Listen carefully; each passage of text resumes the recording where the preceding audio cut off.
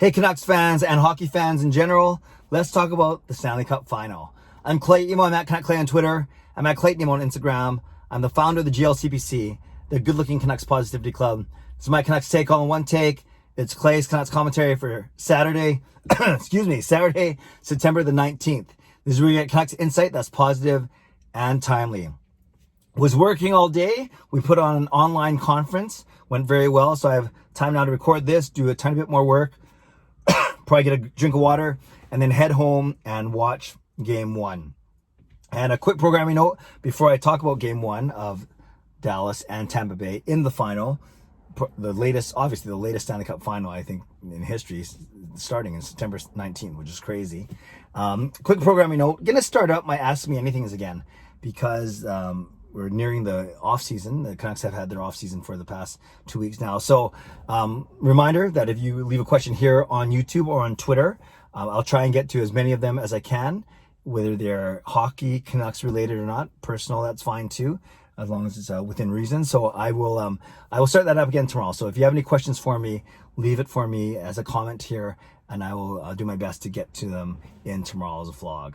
Okay, let's talk about the Stanley Cup Final between the Tampa Bay Lightning and the Dallas Stars. Right off the bat, whether you call it bias or preference or whatever, I want Tampa Bay to win. And I'll tell you right off the bat, I'm predicting them to win in 6 games. I just have a feeling it's not going to go to 7. Dallas hasn't had to go to 7 yet. I think they beat Calgary and Colorado in 6, and then they beat Vegas in 5, I believe.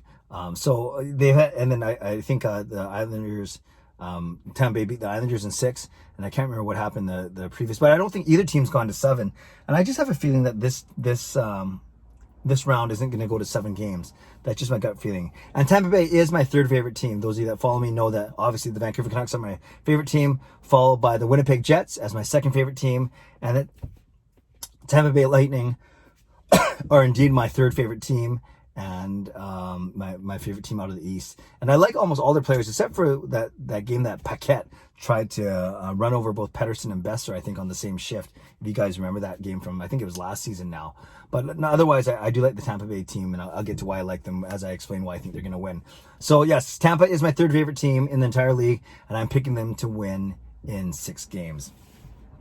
Some really cool storylines, and we can basically look at, the 3 positions, and then of course special teams, and with the goalies. We'll start with the goalies. What can you say about Hudobin? So good. I think he's 9-2 since since playing, replacing Ben Bishop, and I hear he's not the biggest guy. He looks really old. He's got like less hair than me, or at least the same type of hairline as I do, and but from all accounts, he's a really fun and quirky, laid back kind of guy, and he's the kind of guy that you want to do well. You want to see him succeed, and you want to cheer for him. I don't know if you want to cheer for him in the Stanley Cup if you like Tampa more like I do, but still playing very well, and he's 9-2. I believe that Andrei Vasilevsky is also equally impressive, 14-5. So obviously he's played more of the games, I guess all the games when you think about it. If the Tampa's played 19 games, I guess that's a 7, 6, and a 6. I don't know. That counts the play-ins as well. So maybe a 5, a 6, and a 6 would make more sense. Regardless, Vasilevsky is 14-5. Hudobin is 9-2. Hudobin's a lot smaller than Vasilevsky, and Vasilevsky's been basically a bona fide starter for many years, whereas Hudobin has been not a journeyman, but he's certainly been a number 2. He's been a backup, but he's the type of guy who can be thrust into a number 1 position and thrive, as we're seeing. So cool matchup in goal between those 2 very good goalies. On D, these are the 2 highest scoring blue line groups in the entire NHL in the postseason. You have the Dallas Stars. I believe they're responsible for about 52 or 53 points, and then leading the league from the defenseman, 52, 53 points, and then Tampa is close behind with about 45 or 46 points.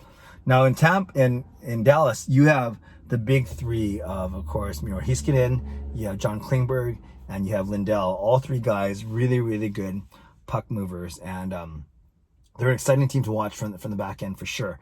Really good players. And then you got to love the depth on the Tampa Bay Lightning blue line when you roll out guys like, of course, Victor Hedman, the stud, and then you have Kevin Shattenkirk, you have Sergachev, you have Eric Chernak, and then I know I'm missing 2. I can't. Luke Schen's number 7, so I'm missing 3 and 4, I think. But it doesn't matter. Very, very deep defensive core. So I'd say Tampa's is deeper, I think, 1-6, but Dallas generates a tiny bit more offense because they have 3 guys that are really offensive minded. And then up front, really, really fascinating matchup, because with Dallas, you have obviously some skill, and they're not the youngest group ever, though. They have some skill, but they have some veterans. And I think of guys like Corey Perry and Joe Pavelski, who've been around the block, who've made it to, made it far in the Stanley Cup playoffs. And then, of course, you have then Ben and Sagan, who've been there for a while. Then you have Radulov, you have Gurianov, who's playing very, very well, and Rupi. I don't even know how to say his last name. I don't think I even said his first name right. So there's a lot of neat players in the Dallas Stars, forward group, and it's a mix. You obviously, like I said, you have those veterans, then you have those middle. No, they're not veterans, but they're not young guys either in Ben and Sagan. So a lot of firepower, and that's the one thing I've been surprised about Dallas is I knew they were strong defensively, but I didn't think that they'd put in as many goals as they have. Although against Vegas, it wasn't a completely high scoring series, but they do have the ability to score in bunches if they need to. And I was actually surprised how much Dallas scored against Colorado, but maybe not when you think about the goalies that Colorado was rolling out. With Tampa, even without Steven Stamkos, so deep and so good when you're led by Point and Kucherov, and you have Palat and Johnson and Cirelli, and just a lot of really, really good forwards on the Tampa Bay Lightning, even though they only sometimes dress 11 and they dress 7 defensemen. Stamkos practiced today, but it sounds like he's not going to be playing game 1, but he likely will be ready for game 2. And then you look at the special teams, and they both are even penalty kill between 83 and 84%. But Dallas has a marked advantage in the power play. I believe they're at 26 or 27%, whereas Tampa Bay is only at 18 or 19%. So that's one big advantage there. So Tampa will have to be careful not to take too many penalties. But overall, I think it's a very intriguing series. The goaltending matchup, Khudobin and Vasilevsky, both high-scoring D-cores, and then the mix of veterans and middle-aged guys on Dallas versus the overall depth up front for Tampa Bay, and that's without Steven Stamkos, who, like I said, will likely play tomorrow. So add it all up, I think it's going to be an entertaining series.